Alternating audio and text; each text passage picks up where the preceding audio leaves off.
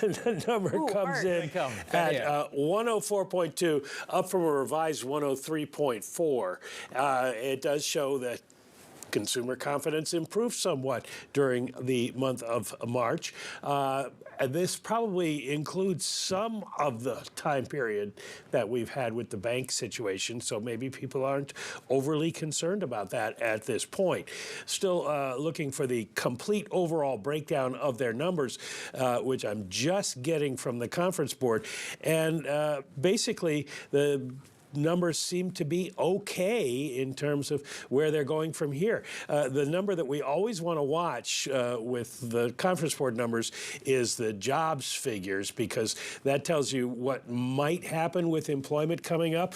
And the number of people who think that jobs are plentiful declined a little bit to 49.1 from 51.2. Jobs not so plentiful rose to 40.6, and the jobs hard to get basically unchanged. So people probably seeing the overall number of jobs available a little bit worse. Not a direct correlation, but it does give us an idea of where we are going with the labor market. Interesting thing, and you pointed out that the number for the expectations goes up. Same thing with jobs. People think 6 months from now there's going to be more jobs available. So overall, this is a pretty good report. I don't know, Alex, if you're spending money, but total spending plans, little change, 43.1 from 43.3. So Americans not really changing their plans to go out and add to GDP. No, I've stopped spending in the U.S. I'm back to the budget. My expectation is low. So I fed into the bottom end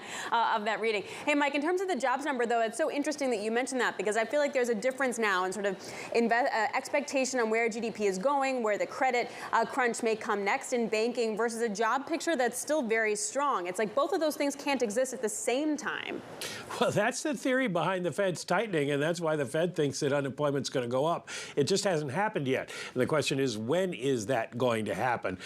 We look at a lot of different indicators. This is only one small contribution to the view, but we're still seeing well in excess of 200,000 as the consensus forecast for the April 7th March job numbers.